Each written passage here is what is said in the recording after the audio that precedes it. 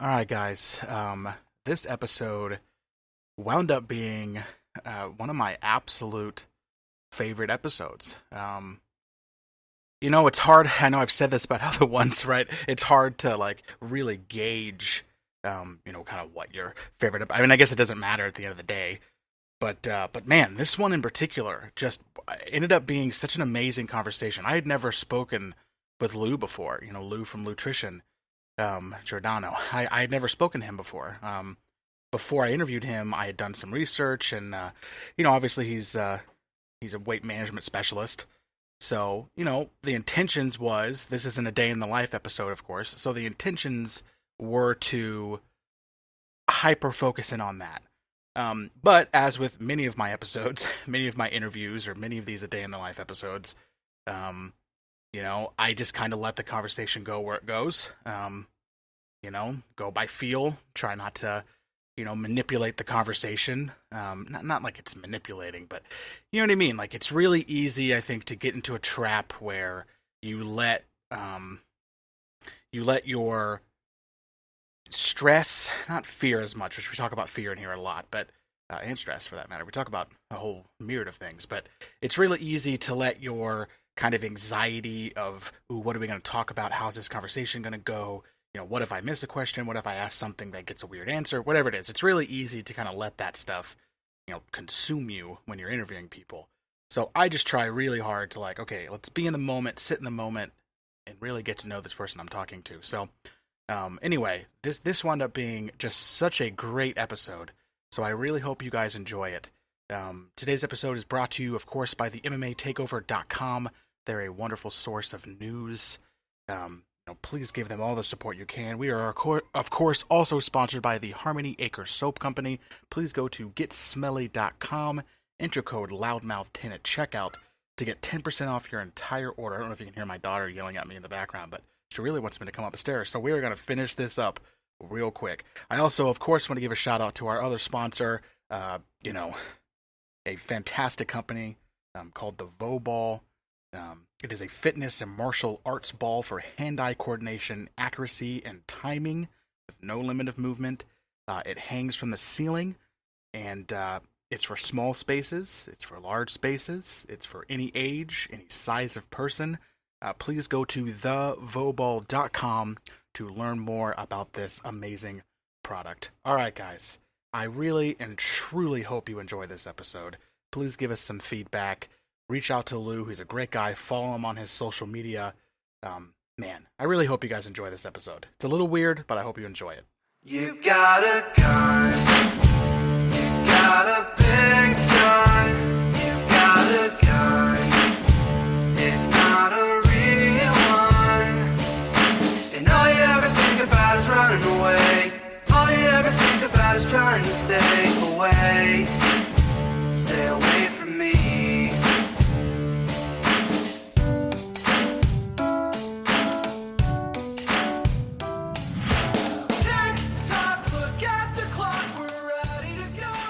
All right, guys, welcome back to another episode of the LoudMouth MMA podcast. I am your host, Kyle Steele. Today, another installment of the A Day in the Life series with Lou Giordano. I promised him I would do it super, super Italian. So, Lou Giordano. I got him on the other line from LouTrition, of course. So, Lou, how's it going, sir? Oh, it's doing great and fantastic. Pronunciation of the last name. It made me feel right at home. That's awesome, man. I felt super. One of the things is, I was reading a book called Daring Greatly, and one of the important things that they talk about is vulnerability. So I felt super vulnerable doing that. So I did it anyway, right? Create new experiences. Yeah, man. Listen, vulnerability is a scary thing, and people are very, very, very scared to be vulnerable. So I congratulate you for having the courage to be vulnerable. It's awesome. There you go. That's that's part of, I think, starting a pod or starting any business, right? Like, you started LouTrition, of course. You also have a supplement company. Yes, sir. I'm doing the podcast. Yes, we're on two different planes here, obviously, with LouTrition. Yep. You're working with some amazing people, but that's vulnerability right there in a nutshell. I mean, People don't 100%. people don't wake up and go, "Oh, I'm gonna start a podcast." People don't just do that because it's scary and it's hard to do. And talking to you and I have never talked before. Like, this is difficult. This is not an easy thing to do for a lot of people. It is, and if you really think about it, it can relate in many ways to life. Vulnerability is one of those things that, like I said, you actually said that people are afraid of. But anytime you put yourself out there, whether it be, passion, whether it be a job, whether it be a relationship, anytime you try to show yourself to somebody, you are being vulnerable. And you are opening yourself up to be criticized, judged, laughed at, made fun of, cheered, congratulated. So it's not an easy thing to do, but I've learned that tremendous amounts of growth come from allowing yourself to be vulnerable. But, unfortunately, fear prevents people from being vulnerable. 100%. And I think too, it's, like with creativity, right? So, and to include, I think, starting a business, in your mind, what you're doing is so perfect. You go, okay, either I'm starting a business, or I'm writing this story, or I'm writing this song, or I'm going to interview this person. In your mind, it's so perfect. You're like, okay, this is what I'm going to do. This is how it's going to go, right? And then when you do it, a lot of times it doesn't go that way, right? And it could go poorly. It could go. Yeah. So part of being vulnerable is understanding that, just it's perfect in your mind, and when you get it out of your mind and it comes out of your mouth, your hands, whatever it is, right? When it comes out into the world, it's going to become imperfect, and it's what you do with that imperfect product that makes all the difference. That's what living really is that imperfect product 100%. And saying, this is what I have to work with now, right? It wasn't what I thought, but that's fine. And there's a lot of things to be said about that. That's awesome. I couldn't agree with you more, and that's what it is understanding that it does, or it may make perfect sense in your head, but there's nothing in life that's perfect except for being imperfect, Exactly. So you couldn't have been more correct in what you said. And then it's really how other people perceive it. So again, I may have this plan or this way of doing something that in my mind, in my head, makes all the sense in the world. And then when I try to teach it to you or give it to you or show it to you, you may not perceive it in the same way. So your reaction to it, may alter how I even feel about my own program, my own protocol, or even myself. So it's a necessary piece of the puzzle in order to grow in life and business and in any, fashion. But well said, man. That was really good. I appreciate it. No, you too. This is great. We should change the name of the podcast to Inspirational Talk with Lou and Kyle. I like it. I'll tell you what, man, I think, and I've learned in my, in the last few months, it's so much more vital and so much more important. So I would love to go down that road for sure. Yeah, right.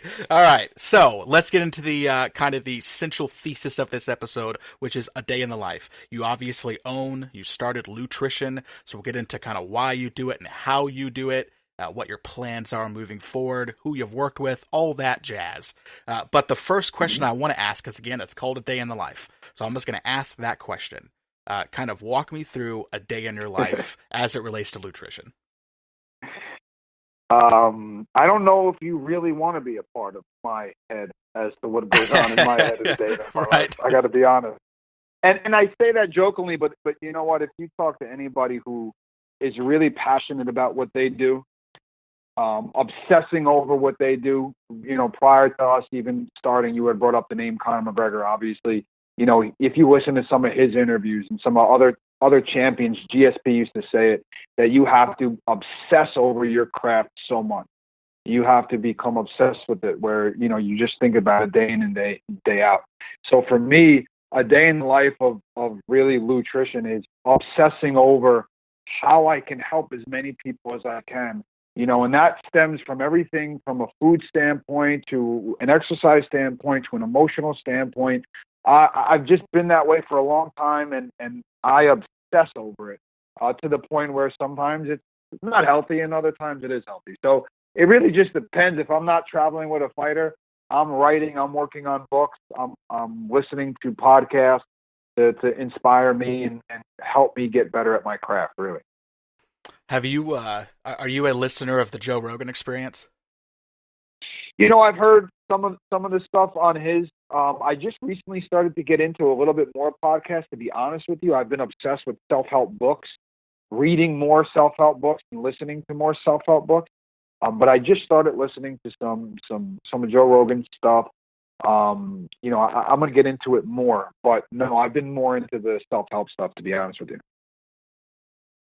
Oh yeah, I mean that's nothing wrong with that. You should look into. I kind of offhandedly mentioned a book at the beginning, which is Daring Greatly. Right. You should definitely check that out. It's by, I can't remember her name. It's Dr. Brown. I can't remember her first name. I think it's like Bryn, but it's a really, really good book. I have your number, obviously, so I'll text you a link to where you can find it. But Please do, yeah. It's an incredible book. Yeah. Incredible book. Yeah. Anything that helps my mind understand other people's minds, I'm into it. I'm all for it.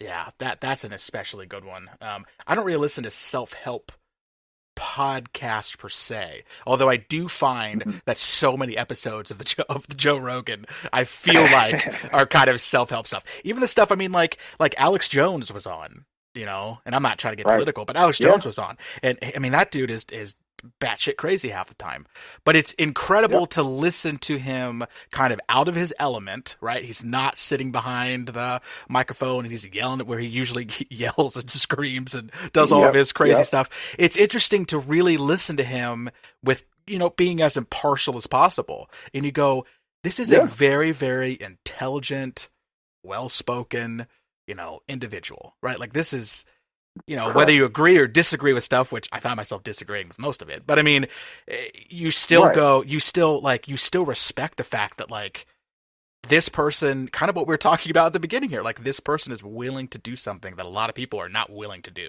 which is think something and put it out into the world and let people judge it. I mean, that's hard to do. It's extremely hard to do, and I've been trying to do that for quite some time in both areas of my life, both business and personal. And like I said, we said earlier, only a certain group of people get it. The minority of people get it. At the end of the day, like even if you go to my social media, and I'm not plugging myself or my social media for the sake of doing it, but every post, not every post, most of the posts that I try to put up, I try to get people to think, to challenge themselves, to understand that there's more to this than the exterior. A quick example is I did a post today about how, does the makeup you wear and matching your clothes, affect your workout at the gym? In other words, putting on makeup and making sure you look pretty to go to the gym does not help you burn more calories, or matching your outfit to go to the gym does not, increase blood flow to the muscle. And I put it out there, not in a judgmental way. I don't judge those people. I don't work in a courthouse. I don't judge those people. What I want people to understand is that there's more to it than that. Let's look internally versus externally. And then you'll start to open up Pandora's box. When you release the need to be judged by others, you don't even realize that you're allowing other people to judge you. Man, you can start to be free in many ways, but when you start to talk like that, people who are that way think you're batshit crazy. It's kind of funny to me. It's ironic, actually. Yeah. Do you find yourself, and I don't know why this question popped in my head as you were saying that, but, obviously with LouTrition, do you find yourself really having to kind of break fighters out of presuppositions and preconceived notions? Is that like the majority of what you do is trying to change the way they've always looked at it? Yes.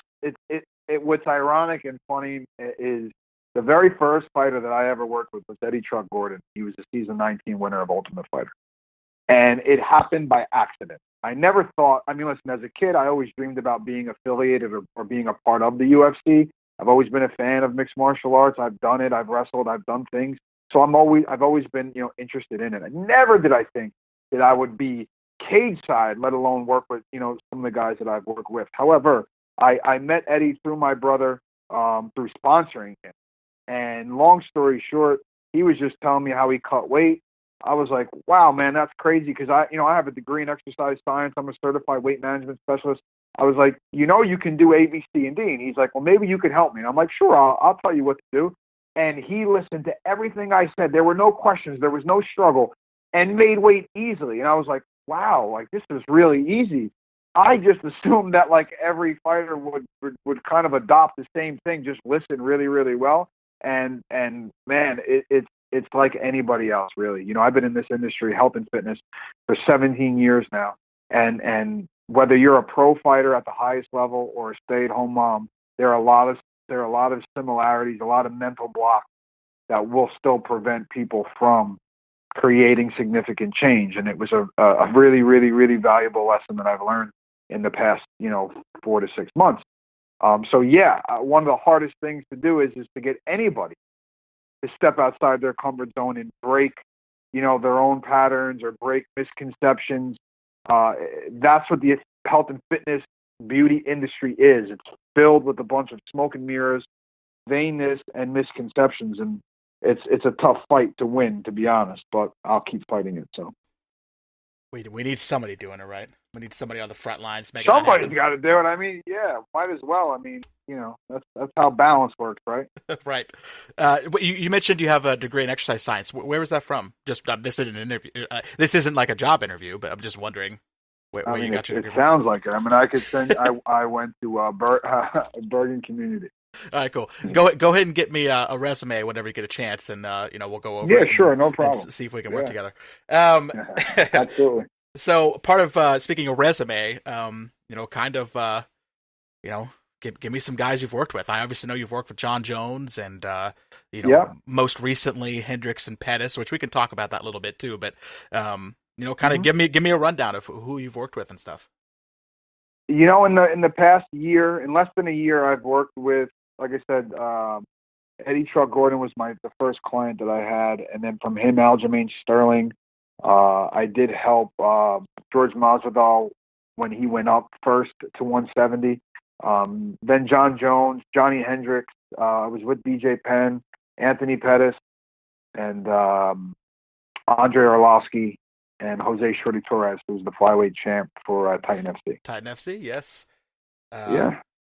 So in just, less than a year, I've worked with 5 or 6 of, at one point, the best fighters in the world, former champions, current champions. It is incredible. I mean, you've built up quite. I feel like I'm saying the word resume too much, but you've built up quite the resume. It's like a job interview. I know. I keep saying the word resume. I need to come up with a different word now. But yeah, you've definitely worked with kind of the who's who here over a little while. I mean, how long have you been doing this specific thing now with LouTrition? LouTrition has been. I mean, I think I got an alert that it's been like my 2-year anniversary, but I really started working with Johnny Hendricks. My first fight with a big name fighter was February of last year. So it's been about a year now since I've been really working with some of the top level guys. Incredible, man. Incredible. Congratulations. Anything Thank I've you. seen or heard from you, you're a very deserving individual, and just talking to you. I appreciate that very much, man. Yes. Really. So let's take nameless fighter, right? We don't need to think of this in relative to someone's name, but let's take a nameless fighter. Kind of walk me through the very beginning and then kind of go through it. What are you initially trying to do? What information are you gathering? And kind of walk me through the experience of someone going through a weight cut and changing their diet, probably, I assume, and exercise habits and all that kind of stuff. Well, what I try to do is and I approach it from a very different standpoint. I approach it from a mental and emotional standpoint, which I found to be very different than everybody else's protocol and also very difficult as well. Yeah, sounds like it. But my first order of business is to see what it is that you are doing currently. How much do you weigh right now? Do you have a fight scheduled? How much time do we have? And then we start to look at your workouts, the food that you're eating, and how much of it, how much water. And then depending on all of the variables, I try to immediately get a baseline. In my opinion, you need a baseline to get started. And the way I try to do that is I try to balance your meals out with a specific percentage of protein, carbs, and fats, get a specific amount of water stable in your body, and get your body to kind of tell me, does this work? Is this going to be effective? Is your body responding to this protocol? And then once your body is stable, depending on length of time, then we would start restricting, adding, or switching things up. That will depend on when are we going to sit in the sauna and for how long, how much water are we going to be drinking, how little. So there are a lot of variables that go with it. But for me, it's more of a day-to-day thing. I try to manage a day-to-day thing, but also get them to understand that, there is no magic formula. We're not going to show up fight week 20 plus pounds heavier because we're drinking 6 gallons of water and then we're going to do this dramatic water flush.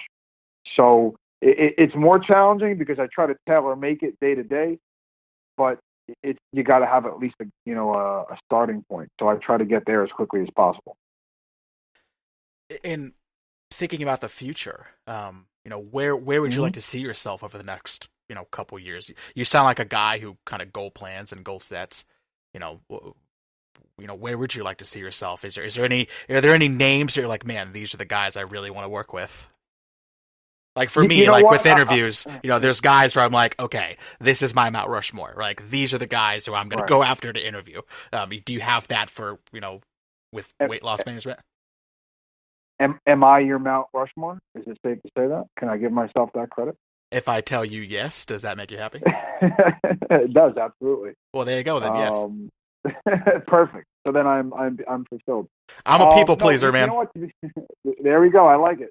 To be honest with you, and I say this humbly, it'll probably come across egotistically, but I say it humbly that, on many levels, I have already worked with a lot of the people that I've always dreamed about working with. I've already worked with a lot of champions, a lot of people that I respect, still have relationships with. And for me, I feel like my protocol is the best protocol in any kind of making weight or even just general health and fitness. But I will not be satisfied until I have reached as many people as I can, not just a pro fighter, everybody and anybody. I visualize myself on stages everywhere, doing seminars and preaching to people and trying to get people to just be the healthiest version of themselves as possible. And if I can do it by building a business, working with the best fighters in the world, then I've already done that. The next stage is to continue doing what I'm doing and be attached to certain other things that I'm going to be announcing very soon that I'm pleased and proud to be a partnered with to really try to help make an impact in people's lives from a health standpoint. So, I don't have any specific names. I have everybody as a name. That's just the way that I see it. And I'm going to do it because there is nobody that can do what I do or has done what I've done. And I say that humbly, not from an egotistical standpoint at all. No, but I mean, I think for anybody, again, just to kind of go full circle with a lot of this stuff, I just kicked something. I was probably super loud on the mic. But, That's all right. Regardless of what area you're in, but especially fighting, right? We talk about fighters here. Yeah. Confidence is like the most important thing. I mean, if you're not confident in what you're doing, especially if you're fighting, because if you're not confident walking into a cage, you're in a world of trouble. I mean, you're really 100%. You're really going to get yourself in a dire situation if you don't watch it. And 100%. I imagine with this weight management stuff, I mean, how much more confident. Like I'm just thinking from my perspective, right? Just imagining myself as a fighter, which I am not, but imagining myself as that. I just imagine if I had a good, clean weight cut, that I would I'd be walking into an octagon with so much more confidence because I feel like my body would feel better, right? Like, duh, like that. Well, that's logic. Yeah, that's logic. But I could tell you from personal experience, no, that doesn't play a role. Part of interesting. What I also said, it really is actually, and it's something that I've preached a very long time ago. That another misconception is that if you look good, you feel good. That is a false statement. It doesn't go hand in hand. People think that, okay, well, I'm unhappy, I'm unhealthy, I'm depressed, whatever negative emotions they have going on. So they think by going to the gym, eating healthy and exercising, that they're magically going to rewire their thought process and no longer be upset or depressed or anything like that. But what people don't understand is that although, yes, don't get me wrong, it helps. It certainly helps. Yes. You have proof that if you look good, you tend to feel a little bit better. There are studies that prove that. But I know from personal experience, I've been in the best shape of my life physically and the worst shape of my life mentally at one point. And I would never take that trade-off again. So in theory, yes, if you have a good, smooth, easy weight cut, as I've had guys have really smooth, easy weight cuts and then have poor performances or lose the fight. And if you speak to any one of them, when Johnny Hendricks, our first time working together, was the easiest he's ever made weight. He looked the best physically. You can go and look at pictures yourself. And he had a very poor performance, and the first thing he said was it had everything and anything to do with my mental and emotional state. The weight cut was not an issue. We checked in lighter than ever, so it doesn't go hand in hand. You would think that it does, but it doesn't go hand in hand. Yeah, one of the episodes of A Day in the Life, I had a mental coach. He works with a company, or he founded a company called Fight Brain. His name is Jeff Jordan. Mm-hmm. And Awesome. fascinating stuff. I mean, that stuff is on another level. Yeah, I mean, he does hypnotherapy. That's what he does. Right. And I've actually seen some of his. I did after he told me that he did them, so I went and watched these YouTube videos, and they're hilarious. I mean, the stuff that like he does. Obviously does the Fight Brain stuff, and he's a very serious guy. But to make some money, right? Like he does the kind of hokey, make you stand up and quack like a chicken. Quack like a chicken. Chickens don't quack. No. Yeah, chickens don't quack. That's a duck. Do chickens quack? You wouldn't say that chickens quack, right? I like how as soon as I said that, when I started to correct myself, I was like, wait a minute, chicken? And then I imagined a duck's face on a chicken's body. And I was like, oh, no, wait a minute. Okay, hold on. Let me rearrange this in my brain. A lot of things just happened there in my brain. But anyway. There we go. It's interesting, right? Yeah, right. Making people quack like a duck and all sorts of stuff. It's pretty. Yeah. It's funny, and I would have said that it wasn't real if it wasn't for the fact that I literally have experienced it myself. Like I've been at a place where it was taking place, where the people I knew and they weren't faking because I knew who they were. Incredible stuff. Like we could spend the next half an hour just talking about. How crazy the brain is, and like what I just did right there, like all these weird connections that my head was just making as I was trying to form a thought. It's amazing stuff. And it plays a huge role, especially in a fighter's mind, and again, that's one of the main reasons why, I am going to be doing, like I said, I'm going to be announcing some things very soon as to what I'm going to be doing and who I'm going to be doing it with. As far as the direction I'm going in, because I learned that the mind plays a far larger role than even just the food and the workouts and the exercise. I mean, it's scary how much of a role it plays, and I think people truly underestimate it to the fullest. It's a little scary how much people underestimate it. I ask fighters all the time. And even regular clients, but it's more relevant when fighters. You ask a fighter, and I'll ask you the same question. What's more powerful, the mind or the body? I would personally say the mind. The mind, right? Okay. So I've been with the best fighters in the world who train multiple times a day. They train their bodies more than anybody else. Well, if the mind is more powerful than the body, then why are you training the body a lot more than you train your mind? It's very true. Now, I'm the opposite because my body has zero training. If it's possible to have negative training, that's where I'm at. But I think it is actually. But okay, yeah, that's where I'm at. I probably need your services, my friend, because I need to get this figured out. I'd like to see my children graduate college, and at the rate I'm going, that's not going to happen. But we don't want that to happen. Yeah, that's a sad kind of reality to come to when you realize like. Man, and I was in the military. When I got out, I put weight back on. But like when I went from basic to AIT, I was just like, holy shit! Like it's hard to even imagine the shape I was in because I took it really serious. Because I went into basic, really overweight. I lost 60 pounds in basic training. Wow. Yeah, and I took it really serious. And going into AIT. And I was running, this isn't that fast, but, I was running, I think my quickest 2 mile was like 14:20 something, and now I could, there's no way I could run 2 miles right now. It's just a sad, because that wasn't that long ago. That was 5-6 years ago. So that's something. It's crazy how much, so easy. Very quickly. It's because not giving a shit about what you're putting into your body is the easiest thing in the world. Right.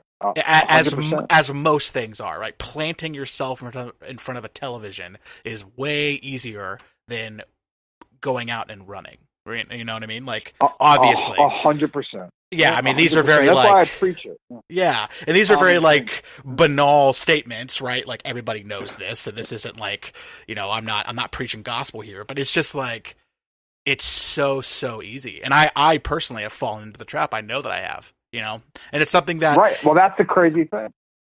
well, and everybody says they want, and this is the problem, right? And this is an issue I have with other things in my life too, which is, it's really easy to go, oh yeah, I really, really want to change this. If I really, really wanted to change it, I would. That's the problem. Like, Of course. if I really, really want to get an interview, right, I make it happen, right? 100%. So why? So People why don't is it? Yeah, understand that. it's like if you like, there's other things where like, man, if you really, really want to make it home in time to do a certain thing, all of a sudden you find the time to do it, right? Like, or you're like, okay, I really want to go to the Reds game. In order to go to the Reds game, I have to get X, Y, and Z done, or I can't justify going. Well, somehow you find the time to do those three things. But if you didn't have the Reds game to go to, you wouldn't have done those three things. So why is that, right? Like figuring out, like, how do you get yourself to do things, without the expectation of reward? Like, that's a big thing, Right.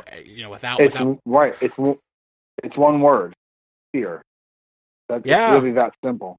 I tell people all the time, if you wanted to, I have clients that I talk to all the time that are heavy and they're afraid of having a heart attack. If you think about this, how crazy this is, they fear having a heart attack. So they think that fear is going to actually motivate them, but it's the fear of having the heart attack that keeps them eating the way that they do. Fear prevents you from actually growing and moving forward in any which direction. Fear and guilt, and when you associate the two and combine the two, and you know that they're very closely related, that's why people don't do the things that they want to do. So interesting. It really is that simple. It is. Really It's just, that it's simple. fascinating, man. It's just like, because it's so true, and I think like you're saying, like, I don't think people really, like, I mean, I certainly don't. A lot of times, I don't realize like how powerful this stuff really is. Well, that's what it is. And again, people are afraid of what they don't know. People are afraid of thinking truly outside the box. We said it in the beginning. People are afraid of being vulnerable. People are afraid of being wrong. And I was the victim of that for many years. Like I said, I've been in this industry for 16, 17 years, health and fitness industry, ran big gyms, had all these, employees underneath me. And I've helped thousands and thousands of clients reach their goals. But if you ever ask me, Louis, do you truly look the way that you want? And the answer was always no. And you want to know why I never did? I allowed myself an excuse. This is what a lot of people do. And John Jones actually said this in an interview that he did, I think, with Ariel Helwani. He would get blackout drunk or whatever the week before the fight. So that way, if he did lose, he had an excuse. I heard him why. say that. Yeah. And what that is that's fear, and this is how powerful it is. Okay, so for me to not look the way that I want, my excuse well, because I really don't eat exactly the way I should, and I really don't work out exactly the way that I should, but I make sure my clients do. Well, then I had to ask myself, well, why don't you? Because of fear. Well, what's the fear? The fear is that I obviously have proof that my program works. Look, I have my clients before and after and their results. But what if I go to do it and it doesn't work? What happens then? What happens to me mentally and emotionally then? Does that mean that everything I thought I knew was a lie? And when you confront people with that, hey, I hate to break it to you, but everything that you think or you thought you knew about this or that is a lie, that's earth-shattering. So fear prevents people from really everything and anything. Fear prevents people from loving, from growing, from winning, from changing. That's all it is, and that's all it comes down to. And people are just too afraid to wake up to it, really. It's funny how this conversation started because of how much we're talking about right now relates to all that stuff. And 100%. Yeah, and just to even further indulge, I would say that, and I've heard this phrase before, which is, we live in a culture of fear. And we certainly live in a manipulative, fear-based society. Even down to our advertisements. The way that you get someone to buy a new car or to buy a new coffee maker or whatever it is fear that you are missing out on something. So you manipulate people. Right. Yeah, so you convince people that, hey man, if you don't have this car, people aren't going to think you're cool. right? If you don't use this cologne, people are going to think you smell like shit. So you have to use this cologne. Right. And it's, so, and that's within everything. I mean, that's down to everything. Yeah. And people are, you know, and the problem is fear, you know, obviously you have a lot of protest going on, you know, and again, this isn't a political podcast because I'm really not even that. I'm not even that political of a person. Well, and I won't either because I'm not even that political of a person. I agree with you. Like I'm one of those people that just goes, guys, like you got get it right. Both sides are literally saying the same exact thing, which is I'm afraid of this thing. Both sides are afraid, usually afraid of the same stuff, but then they're afraid of each other, and it just creates this this time warp, like black hole of fear that people just implode into, and it makes no sense. And you can look at it in every category of life, you know. And you're so right. And it's funny we're having this conversation because you know it is true and it's relevant in a sense. But we do live in a fear driven, you know, society that you are missing out. The grass is always greener on the other side, and then when you get there, it's even greener on the other side of that. You know, people fear is it just cripples everybody. One of the worst sayings is people say, you know, you've heard the phrase "love is blind," right? Yeah. Love is not blind. The purest form of love, which is unconditional, non-judgmental. Love is not blind. Love knows exactly what it wants, when it wants it, and how it wants it. Okay, if you were in a dark room and you heard some scary shit, you would be afraid. You wouldn't be in love. You would be afraid. You know, fear is blind. And as long as companies and people can keep you afraid, they can convince you whatever it is that they want to convince you. It's really sad that fear has that much power when, you know, it really shouldn't. Lou, I'm pumped up right now, man. I'm all jazzed up. This is getting me jazzed up. I hope whoever's listening to this is getting jazzed up. Take control, man. Take control. So. Or they're either going to be like, no, what the hell? Yeah, they're going to be like, wait a minute, is this about... Right. They're listening to it going, are they going to talk about the nutrition stuff? Because that's what I'm here for. Right. No, listen, I did a seminar last week, and it's very funny. I did a seminar, and I'm doing another one in a few weeks. And I said, listen, I hate to break it to you, but because the title of the seminar was Learn How to Bridge the Gap Between Mental and Physical Health, because I've learned it's very important. The whole mental stuff, it's mental nutrition. So what we're giving you guys that are listening is mental nutrition. I know it's hard to fathom that you're listening to a quote-unquote nutrition thing and you haven't even heard the word kale yet, but, you know, it's mental nutrition. And I said to the people at the seminar, I said, I'm sorry for those who came here expecting me to tell you guys, hey, eat this, don't eat this, don't eat that, and be on your way, because that doesn't create the cure. What you guys have to understand is the reason why you are not where you want to be is because of fear and guilt. You fear being hungry. You fear not being able to eat the foods you enjoy. You fear not being able to fit exercise into your lifestyle, and you feel guilty about doing any and all those things. And what you have to first do in order to be free is face your biggest fears and accept that there is no such thing as guilt. You should not ever feel guilty about any and everything. And when you do that, you can become free. And when you are free, you start to look at things very, very, very different, if that makes any sense at all. Very much so, it makes sense. And I was just thinking, too, and this is probably more true with stress than fear, but it's also very, very true with fear. But with stress, you know, there is this primal thing that is stress, right? Stress is a very, very primal thing. You know, flight or fight, right? That is a very primal thing. The problem is, right, is that initially stress was, I am sitting in this tree, a cheetah is trying to climb that tree, I need to run away from that cheetah, hence I get an adrenaline rush, okay? So your stress endorphins were being triggered by real danger, and I think the same thing is true for fear. When you had fear, it was being triggered by actual and true dangers and things that you should be afraid of. The problem is we live in a modern society, and our primal instincts, our primal endocrine system is still spitting out stressors, right? It's still spitting out, you know, what makes you afraid. But now we're not afraid of cheetahs, right? We're not stressed out because we're not bringing enough food back to our colony, right? What's stressing us out is that we're stuck in traffic. What's stressing us out Correct. is that we Correct. think our kids don't love us enough. That's what's stressing us Correct. out. That's the shit we're Correct. afraid of. So Correct. a lot of what Which it is is, crazy. yeah. So Which a is lot of crazy. what you're seeing is that it's this trivial fear and trivial stress is being equated to intense stress and intense fear. And your brain cannot discern the difference between being afraid of being vulnerable and being afraid of being murdered. Your brain cannot Correct. separate the two, right? It's the It has same no clue exact how to stuff.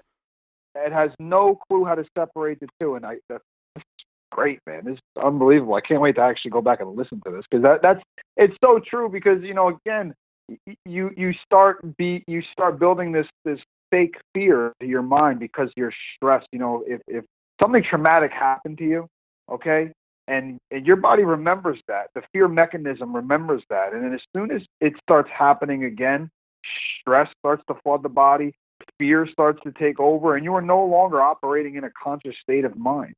And what is it that you're really afraid of? Like, Yeah. what? I tell people all the time, one of the biggest things, again, people who have a hard time with going on a quote-unquote diet, that they fear that they're going to be hungry. You can go 3 weeks without food before you die of starvation. Why do you think it's an emergency if it's been 2 hours, 3 hours? And I don't say that in a disrespectful way. I say that in a way to get people to understand that it is fear that is preventing you from living and having the life that you want. And if you're going to sit there and deny that, then you are just in denial, and you will go through life trying to fill voids that can never, ever, ever be filled with materialistic things and materialistic compliments from other people. It's all artificial. It does not matter. None of it matters. Yeah. Man, oh man. I mean, unfortunately, we're kind of running out of time here. let's call this part one. Let's call this part one. Cool. Because there's I'm so cool with much that. more. There's so much more to talk about. Obviously, literally with nutrition, but there's again, people listening may not know that there's more to talk about here, but there's a lot more to talk about here. The rabbit hole. And it really does relate to nutrition. It does. It absolutely does. Yeah. Once you break those things, and people need to understand, once you break free of the fear and the guilt, and you detach your emotions to food, because emotion is another, fear-driven thing. Once you understand that you can detach your emotions to people, places, and things, learn how to unattach, man, sky's the limit, and you'd be amazed at what it is that you see and feel, and the foods you choose to eat at that point, and how healthy you really can be mentally and physically. And you know what? And I'm saying this to myself as much as I'm saying it to anyone who's listening, but I'm saying this probably most of all to myself. Stop making excuses. Stop making excuses. There you go. Excuses are the devil. I mean... Oh, man. Listen, They are. you said this, and I wasn't going to say anything, but since you brought it up, you said it. I'm gonna hit you with this, okay? You said to me, as many people before said to me, many clients before, and I'm not mocking you, but I know what to do. I just choose not to do it. Bullshit. If you really know what to do, if you really know what foods to eat, and if you really knew what exercises you could do to change your life and be healthier, I challenge you to do it. Prove me wrong. Prove me wrong. And if you don't, that is okay, and that's the point. It is okay to ask others for help. We also live in a society where people are afraid and too macho. I am this egotistical guy, or I am woman, hear me roar. I don't need nobody's help. I can do anything on my own. If you really know what you're supposed to do, because everybody says that. Oh, I don't need a trainer. I don't need a nutritionist. I don't need a therapist. Okay. Well, then why do you look the way you look? Why do you feel the way that you feel? And if you truly did, I challenge you to do it and prove me wrong. And if you don't, then accept it. Say, you know what? You're right. I actually have no clue what I'm doing. Please show me the blueprint. Here you go. Here's the blueprint. Oh, I get it now. Now it makes sense. And now you can be the healthiest version of yourself. It's just tried and true. Period. Again, if I really knew what I was doing, truly knew what I was doing, and B, if it's something that I truly in my heart wanted to do, then I would be doing it. I mean, it's kind of basically what you just said. The fact that I'm not doing it is all the proof that you need. So again, if you're saying, man, I want to do this, but I don't have enough time, or I want to do this, but I don't have this, again, you're just making excuses. And you're also not embracing the fact that maybe you actually don't know what to do. So that's the first part. Very Yep. true. Agreed, man. Very true. And you're right. I don't know what I'm doing, right? Because if I did, I would be doing it. And that, So- but that's okay. But and that's exactly, okay. I'm cool. that's I'm cool with okay. it. See, yeah, people need to learn how to accept certain things. Like it's mind-boggling to me. It is okay that you don't know. You are not supposed to know. You didn't go to school. You didn't get educated in this. You haven't dedicated, obsessed, and become passionate about this. So you shouldn't know. There's nothing wrong with that. It is okay. It's okay to be vulnerable. It's okay to be open. It's okay to not, know something and ask somebody for help. There's nothing wrong with that. Like, really, like people want to, this is kind of like a political joke, but not really. Like people want to build walls. We need to like break walls down. We don't need to build any more walls. Let's like Right. break some walls down and kind of just chill out, man. Like really, When I it's think- okay. It's really not a big deal. And I think the justification in my head is, okay, I've done it before. I've lost a bunch of weight. Right. Like I've lost There a you bunch go. of weight. So therefore I can do it again, right? And I don't need help. Mhm. I just need the motivation to do it. But then I go, Right. yeah, but do you know why I lost all that weight? Because I was forced to. I had someone who was controlling what was going into my body. Literally, I had Yep. an organization who was forcing me to exercise, who was forcing me Yep. to exercise in a way that was tested on. You have to do X amount of sit-ups, Right. X amount of push-ups. You have to Yep. run X amount of miles in such a time, and you're doing it every single day. You're forcing to wake up at the same time every day. You're forced to go Right. to sleep at the same time every day. So, yeah, I've lost all that weight before, but I wasn't in control of any of it. So no shit, I lost all the weight. Exactly. And what's crazy is and excuse my terminology, I guess, but what health nuts would say? Well, what you were doing is you had a lifestyle change. That wasn't a lifestyle change. That was torture. You were being forced to do things you didn't want to do. That is Right. not a lifestyle change. That is torture. Period.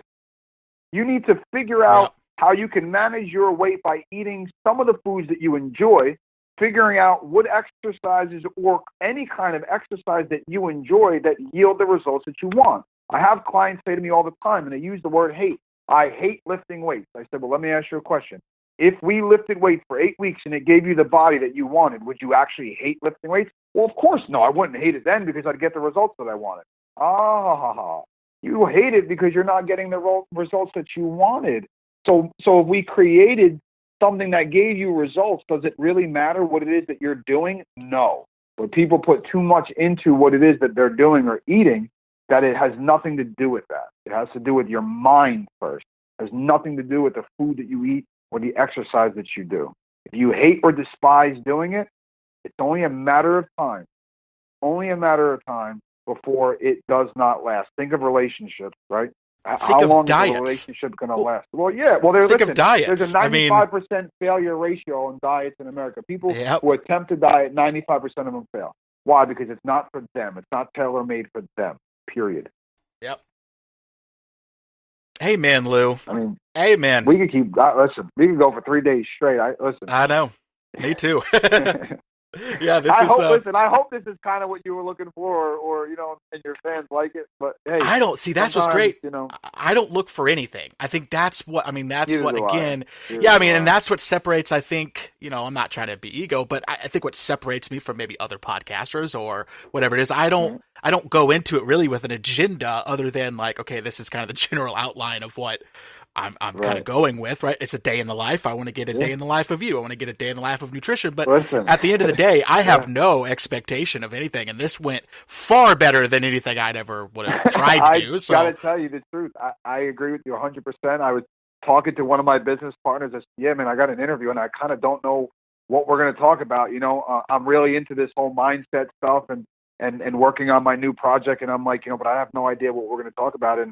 And that's the beauty of kind of what we did. This has been one of my favorite podcasts just because of how I love the word organic, right? How organic it was. And if people are open to it, people say this, one of my favorite quotes from Game of Thrones, Tyrion Lannister said that, often people crave, what does he say? They crave for the truth, but very seldom like the taste. Yep. And that's just the reality, man. Many people say they want the truth, but they just don't like the taste of it, Jack Nicholson, man, there's can't handle the truth. That's exactly what it is. Very true. Very, very true. All right, Lou. Like we said, man, this is part 1. This is part one. We're Awesome. getting you back on. This was I would love to. this was fantastic, man. I appreciate. I guess I appreciate you going along. You know, this could Thank have you changed. very much. I appreciate you giving me a voice. Yeah, right. All right, Lou. We're best friends now, so we'll be talking to the future. All right, go ahead and hang on the line for me. I'm gonna go ahead and hang up here. So, guys, thank you for listening. Give us some feedback. Reach out to Lou. Find Lou. Lou, where can they find you on social media? LouTrition is my Instagram, Twitter @Lou_Trition, my website, LouTrition.net. Facebook is also LouTrition. And, you want to reach out to me, you can reach out to me on there. King Lev Communications, the best PR rep, in the game, in the business, and a very, very good friend of mine. But yeah, you can check me out on there. And then I also do have a supplement company, Nutrition, NUE, nutrition.com. Just some really good, clean, safe supplements. And, thanks for having me on, and hopefully you guys learned something. Yeah, I think that people did. I hope people did. But all right. Hey, listen, if they didn't, that's okay. You and I had fun, and that's all that matters. Oh, I had a blast. This whole thing's about me. I've said that multiple times. This whole thing's about me. And it should be. Yeah, it's your podcast. This whole thing's about me. It should not be for anything else. Exactly. I woke up one day. Yeah, I woke up one day and said, "Hey, how cool would it be if I could talk to fighters?" So I said, "All right, let's just create a podcast to talk to fighters." And that's what I'm doing now. I'm just living out some fantasy, and other people are involved in it. So there you go. You're cool. helping me live that. All right, go and hang on the line for me. All right, guys, I appreciate it. This was a great episode. I hope you enjoyed it. Definitely reach out to me. Let us know what you think. But until we meet again.